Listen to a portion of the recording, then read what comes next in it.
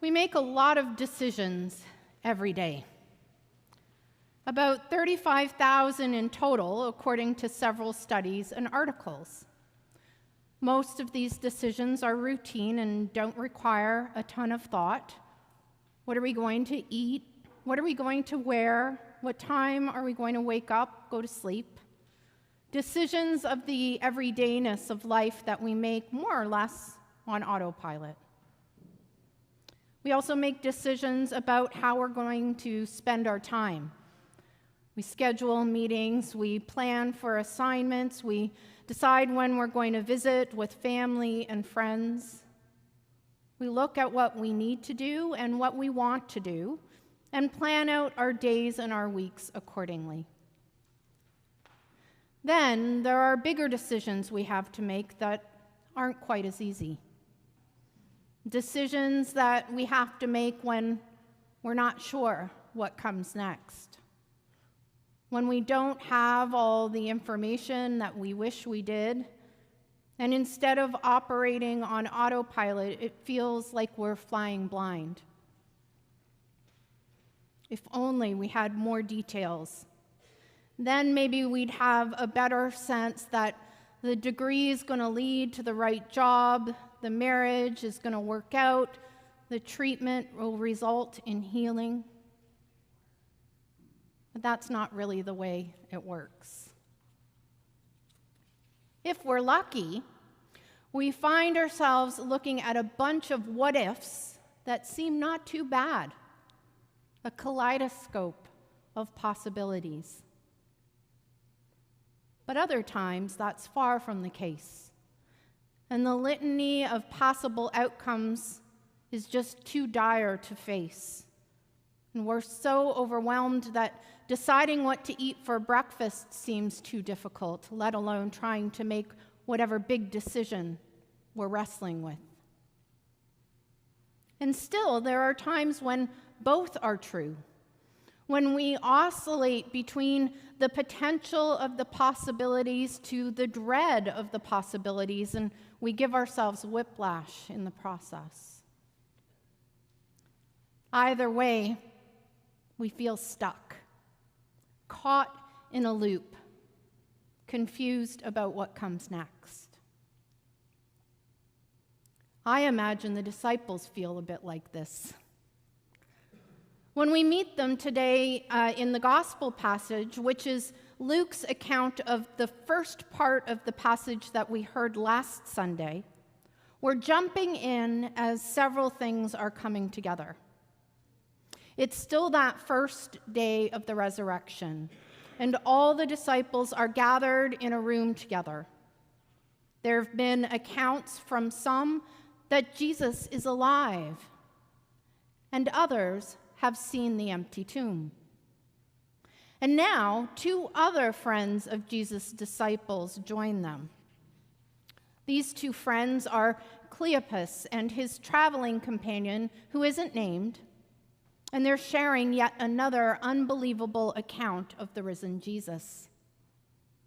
As these two were returning home from Jerusalem to Emmaus, distraught because they had hoped that Jesus was going to change things, and instead he was crucified, dead in a tomb.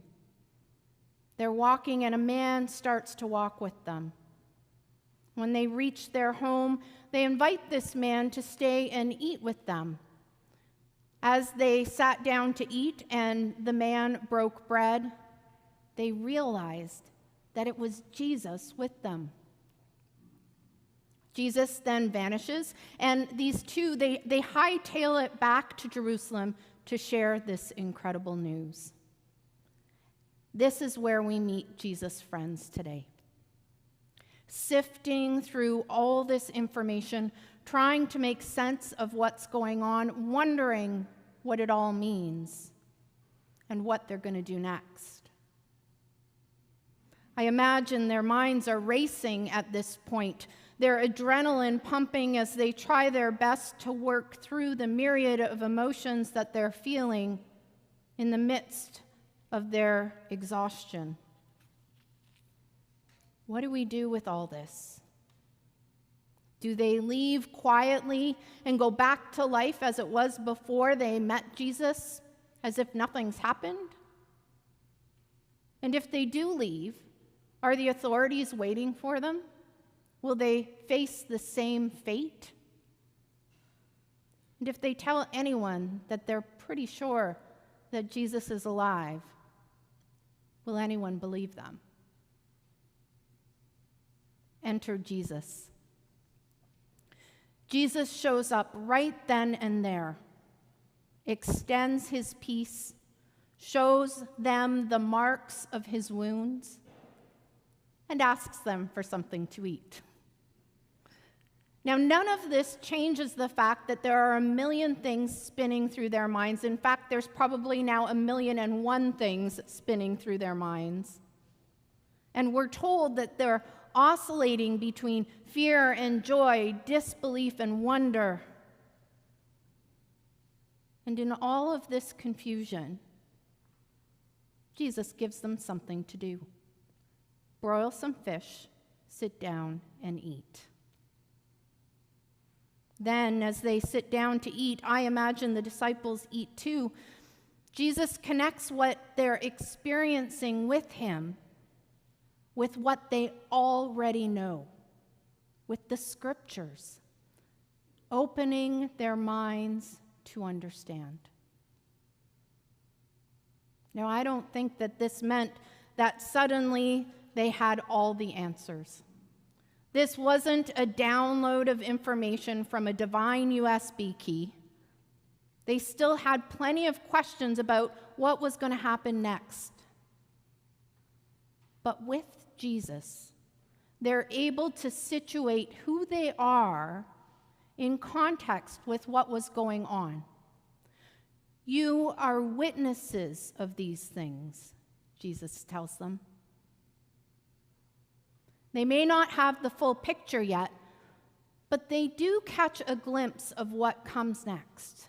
And it's wrapped up in sharing what they've experienced in their time with Jesus, his life, his death, and his resurrection. In her book, The Next Right Thing, author Emily Freeman writes, God often gives a faint vision of things before they ever come to be. It's not a full form, more of a shadow, not focused or clear. It doesn't come with steps or money or sure things, but it does come with hope. How do we hold on to the hope that God gives us when what we really want is the solution presented to us? Because while hope sounds great, it doesn't offer certainty. To hope is to open yourself up to any possibility. To hope is to open yourself up to disappointment just as easily as happiness. Yet without hope, we might stay stuck in the tomb and miss resurrection. Maybe we need to get more comfortable with, I don't know. Because that's often the most real thing that we can admit. When we're not sure what's coming next, when we don't have or can't have all the information that we like, I don't know is a good place to start. If we can admit to ourselves that we don't know it all, then maybe we can have the courage to enter into deep hope, to be on the lookout for that faint vision of what might be, and trust that it's enough to do the next right thing, to make the appointment, fill out the application, join the support group, open our Bible, come to church. Eventually, The disciples do the next right thing and leave that room. And they do so as those rooted in Jesus. Still, if you read about what unfolds in the days, the weeks, and the years to come, they don't have it all figured out. They're learning to follow the way of the risen Jesus together, exploring how that intersects with the complexities and the ups and downs of day-to-day life, not unlike what we're doing here today. We don't have it all figured out, and that can be scary. But we do know that who we are is wrapped up in the life, the death, and the resurrection of Jesus, wrapped up in faith, hope, and love. And that's enough. I want to close with a prayer from the book, The Next Right Thing, and it goes like this. We admit we'd like to know the plan before we agree to it, but we're beginning to understand that's not really how you roll. As we take a little time to look back at our lives, give us the courage to admit what was hard and embrace what we love. Remind us to move toward life again and again. We ask today for a hopeful vision of the future, even while we still sit with question marks. Thank you for being with us and within us, and for never leaving us alone. Amen.